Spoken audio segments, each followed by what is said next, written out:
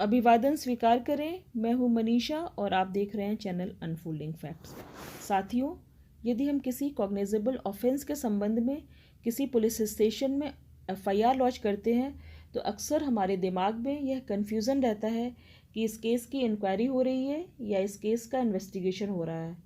तो आइए आज हम बात करने वाले हैं क्रिमिनल प्रोसीजर कोड 1973 के अंतर्गत डिफाइन किए गए टर्म इंक्वायरी और इन्वेस्टिगेशन के बारे में।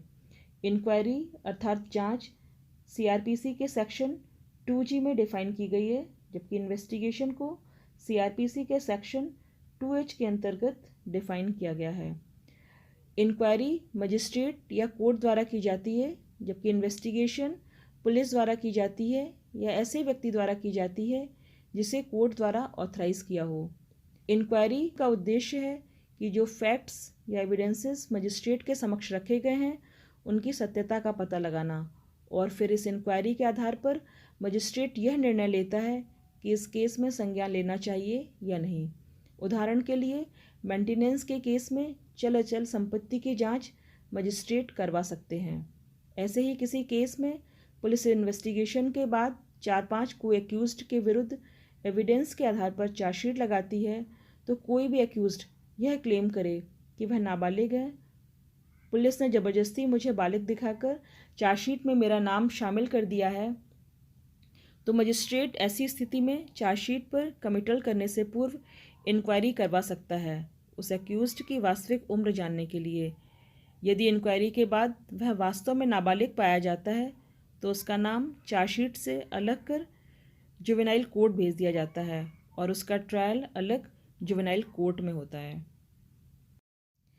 इन्वेस्टिगेशन का उद्देश्य प्रोसिक्यूशन के लिए एविडेंस इकट्ठा करना होता है।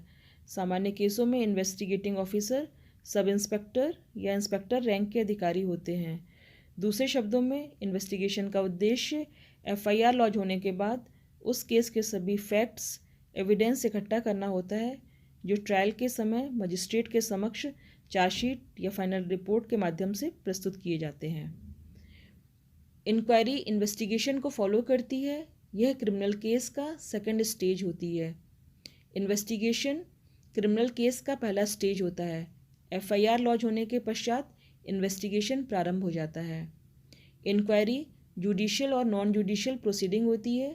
किसी भी इंक्वायरी के समय सभी स्टेटमेंट ओथ के साथ रिकॉर्ड किए जाते हैं, जबकि इन्वेस्टिगेशन एक नॉन जुडिशियल प्रोसीडिंग होती है। किसी भी क्रिमिनल प्रोसीडिंग के 3 स्टेज होते हैं। First stage investigation, second stage inquiry, third stage trial. तो ये थी हमारी आज की इंक्वायरी और इन्वेस्टिगेशन के संबंध में प्रस्तुति। यदि आपको वीडियो पसंद आई हो तो वीडियो को लाइक करें और चैनल को सब्सक्राइब करें। धन्यवाद।